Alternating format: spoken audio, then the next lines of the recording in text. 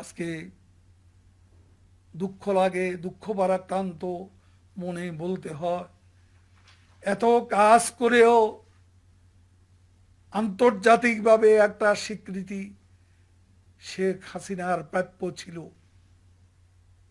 অথচ অশান্তির দেশে নোবেল শান্তি পুরস্কার আসে, যেখানে যুদ্ধ বিগ্রহ, যেখানে লেগে আছে গৃহযুদ্ধ অবিরাম, গণহত্যা, সেখানে নোবেল আসে। অথচ পার্বত্য চট্টগ্রামে শান্তি চুক্তি, উইমেন এম্পাওয়ারমেন্ট, আজকে 11 লাখ রোহিঙ্গাকে আশ্রয় প্রদান, এইসব অনেক কৃতিত্বের জন্য, দারিদ্র বিমোচন, অনেকগুলো সাফল্য শেখ হাসিনার, সেজন্য আন্তর্জাতিক একটি স্বীকৃতি তিনি হয়তো পাননি, কিন্তু বাংলাদেশের হৃদয়ে, মানুষের হৃদয়ে শেখ হাসিনার জন্য যে নোবেল পুরস্কার মানুষের অন্তরে লেখা হয়ে গেছে, এই নোবেল পুরস্কার কেউ কোনোদিন সরিয়ে নিতে পারবে না। অনন্তকাল ধরে বাংলার মানুষ তাকে স্বীকৃতি দেবে। বঙ্গবন্ধু রাজনীতির রোল মডেল আর উন্নয়নের রোল মডেল হিসাবে শেখ হাসিনার নাম চিরভাস্বর হয়ে থাকবে। মিস্টার ওবায়দুল কাদের, এই যে আপনি লাজ লজ্জার মাথা খেয়ে নোবেল পুরস্কার যেটা কান্দাকাটি করছেন, নোবেল পুরস্কারটা কে দেবে, কেন দেবে? আফগানদের দিকে তাকিয়ে দেখেন, আপনার রোল মডেল দেখেন না আফগান, আপনার চোখের সামনে 15 আগস্ট, এই যে তাদের ম্যাসিভ ভিক্টরি, তারা তো নোবেল পুরস্কার চায় না, তারা তো আপনার মতো কান্নাকাটি করে না, তারা তো বলে না যে আমরা এত বড় একটা ভিক্টরি পেলাম, আমাদেরকে নোবেল দিতে হবে। আফগানরা 15 আগস্টে এই যে এত বড় বড় পরাশক্তি, ইউরোপ, আমেরিকা, কানাডা, ইন্ডিয়া, এদেরকে কিভাবে বের করে দিল ঘাড়ে ধাক্কা দিয়ে, কিভাবে ঘাড়ে ধাক্কা দিয়ে আফগান থেকে একদম দূর করে দিল। তারা সেখানে 20টি বছর ধরে কষ্ট করে এই যে অর্ধশিক্ষিত, অশিক্ষিত, অর্ধাহার, অনাহার, এই যে মানুষগুলা, এই যে যোদ্ধাগুলা, তাদের যে নির্মোহ দেশপ্রেম আনপ্যারালাল, কিভাবে তারা বের করে দিল তাদেরকে।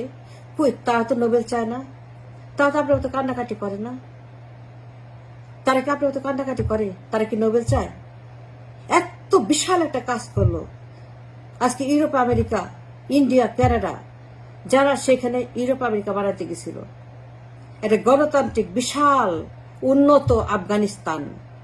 আসল কথা, সেখানে গণতন্ত্রের নামে, উন্নতির নামে চুরি, ডাকাতি, রাহাজানি, বাটপারি, এই যে তারা 20টি বছর ধরে সেখানে মানে $3.5 ট্রিলিয়ন সেখানে ধ্বংস করে দেশটাকে লুটপাট করার জন্য। তারপরে কি হলো?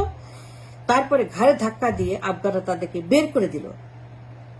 এই যে তাদের ভিক্টরি, কই, তারা তো নোবেল চায় না। একবার চিন্তা করে দেখেছেন? এই সমস্ত কথা বলার আগে আয়নায় নিজের মুখটা দেখেন, কি করেছেন, কি জন্য নোবেল পুরস্কার দেবে। আফগানদের দিকে দেখেন, কি তাদের পলিসি, কিভাবে তারা করলো, কিভাবে তারা পরাশক্তিকে বের করে দিল, আফগানকে স্বাধীন করলো। কিন্তু তারপরেও তারা কিন্তু আপনার মতো নোবেল চায় না। নোবেল যদি কারো পাওয়া উচিত, that is the Afghans, for their heroic, for the courageous work they did.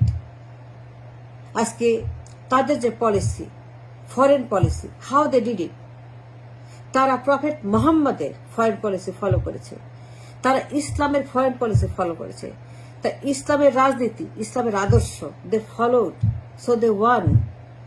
আপনার উচিত তাদের কাছ থেকে শিক্ষা নেওয়া, how to love the country, how to get rid of the occupation. আজকে আফগানরা এই যে 20টি বছর ধরে তারা সেখানে যুদ্ধ করলো, without any bloodshed, they throw them out. কিন্তু তারপরে তারা কিন্তু বলে না যে আমাদেরকে নোবেল দেন। How they did it? They follow prophet Muhammad foreign policy. Prophet Muhammad তিনি অনেকগুলো যুদ্ধ করেছেন, একটি যুদ্ধেও তিনি হারেন নাই, প্রত্যেকটা যুদ্ধেই তিনি জিতেছেন। কিন্তু তার পলিসি ছিল যে in the battle field nobody is a friend, everybody is a enemy.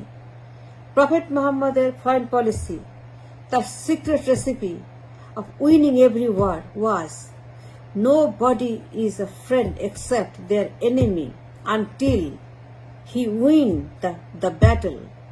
যুদ্ধে বিজয় না করা পর্যন্ত প্রত্যেকেই enemy. After he won the battle, everybody became his friend. He accepted each and every single enemy as his friend only after winning the battle. That is called the zero-sum game. That is called the zero-sum game. যেটা ওয়েস্টার্নরা follow করে, যেটা একটা Nobel prize পাওয়া একটা theory call জিরো-সাম game, যেটাকে একটা foreign policy তারা ব্যবহার করে। মানে নেগোসিয়েশনের টেবিলে everybody is a enemy, nobody is a friend. In the foreign policy, যেটা ওয়েস্টার্ন পলিটিক্সে ফলো করে, everybody is an enemy until they sign off যে তাদের ইন্টারেস্ট সবার আগে।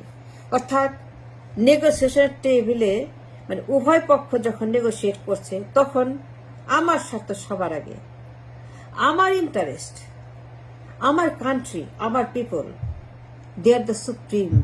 তাদের ইন্টারেস্ট মাস্ট বি ফার্স্ট, তারপরে আমি অন্যের কথা চিন্তা করব। এখন যত র্যাডিক্যালি হোক, যত ইনহিউম্যান হোক, না খেয়ে আছে, কষ্টে আছে, অনাহারে আছে, it doesn't matter to me. আমার স্বার্থ সবার আগে, আমার ফরেন পলিসি সবার আগে।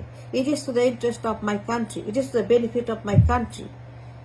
তাদের চিন্তা তাদের কাছে, আমার চিন্তা আমার কাছে। This is called the zero sum game. সবার আগে আমার দেশ, আমার দেশের মানুষ।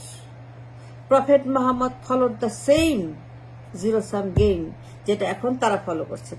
ইন দ্য মিডাইভাল এরা, মধ্যযুগীয় রাজনীতিতে, মধ্যযুগীয় সমাজে, মধ্যযুগীয় মানে সময়ে প্রফেট মুহাম্মদ যেটা ফলো করেছেন, that is called the zero sum game. Knowing or without knowing, everybody to him was his enemy. প্রত্যেকেই শত্রু। Until they became friend after winning the war. Prophet Muhammad never lost a war because of his foreign policy. আফগানরা তার foreign policy follow করেই কিন্তু তারা আমেরিকাকে মাত্র 20 minute সময় দিয়েছিল অ্যাট দ্য লাস্ট মোমেন্ট। তারা বলেছিল যে এখন যদি সই না করো 20 মিনিটের মধ্যে, 20 বছর পরে আবার দেখা হবে।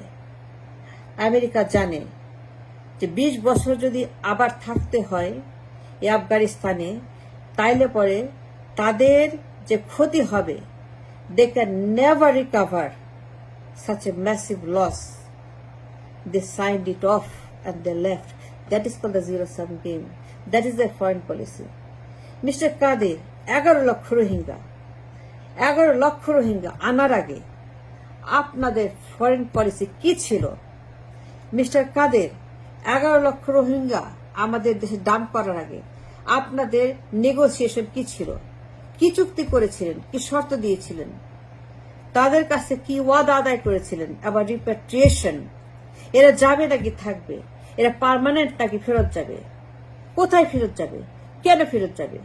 এই যে BRI, আপনারা জানেন যে এই জায়গাগুলো দখল হয়ে গেছে। আপনারা জানেন এখানে কাদের ইন্টারেস্ট? চীন, রাশিয়া, আমেরিকা, সবার ইন্টারেস্ট। আপনারা জানেন যে এই জায়গাগুলো কখনো আর রিকভার করা যাবে না।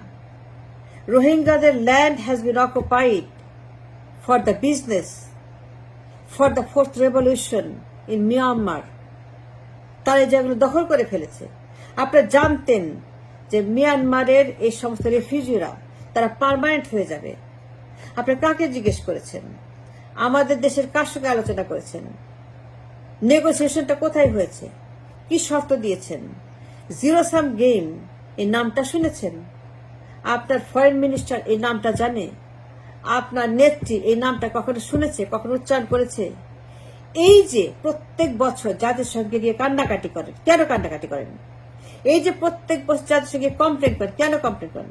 এই যে প্রত্যেক বছর যাদের সঙ্গে বক্তৃতা করেন, কেন করেন?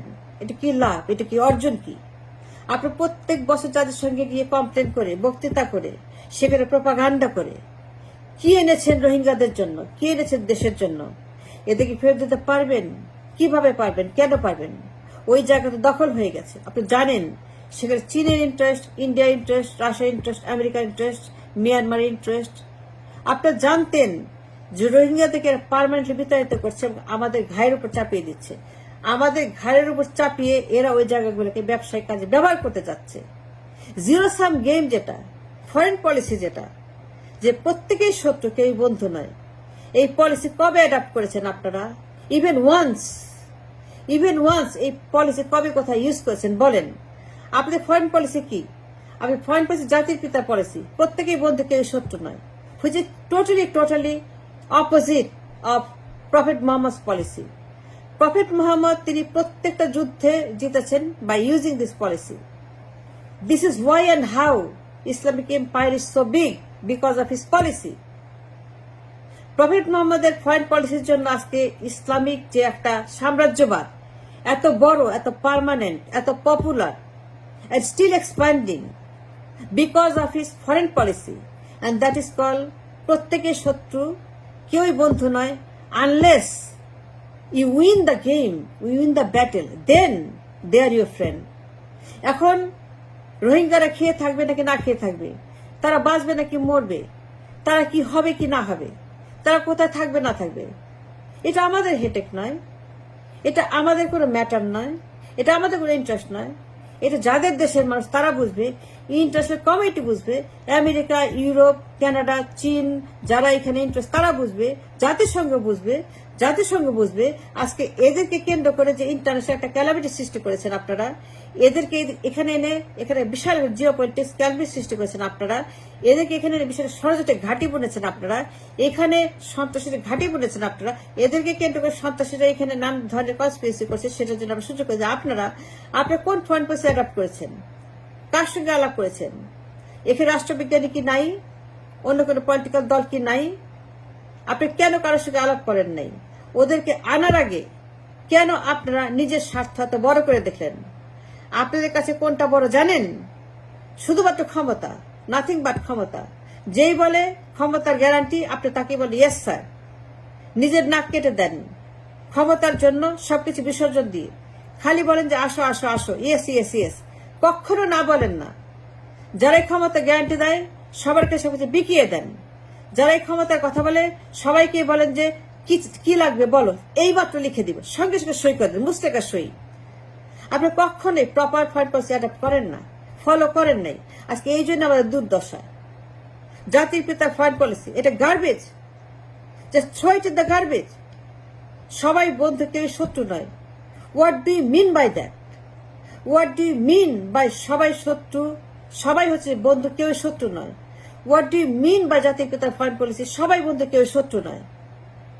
এই ধরনের কোনো ফরেন পলিসি কি এই পৃথিবীতে এক্সিস্ট করে যে সবাই বন্ধু কেউ শত্রু নয়? আজকে এই অজুহাতে আমাদের দেশটাকে একটা আন্তর্জাতিক ল্যান্ডফিল বানিয়েছেন। সবার গার্বেজ এখানে ডাম্প করে, লক্ষ লক্ষ রোহিঙ্গা এখানে ডাম্প করেছে। Why? Because of your expired foreign policy, because of your জাতির পিতার ওয়ার্থলেস, মিনিংলেস ফরেন পলিসি। প্রত্যেকেই বন্ধু, কেউ শত্রু নয়। এটি কিভাবে সম্ভব?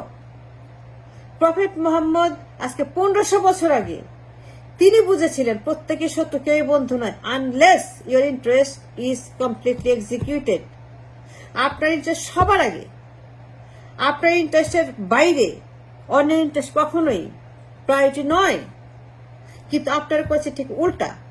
জাতির পিতার পররাষ্ট্রনীতি, এই যে একটা পিস অফ গার্বেজ, রোহিঙ্গা দেশে এনে তারপরেও বলেন প্রত্যেকে আপনাদের বন্ধু, কেউ শত্রু নয়। Just put this in the garbage, throw it out. It is not a foreign policy, it was never a foreign policy.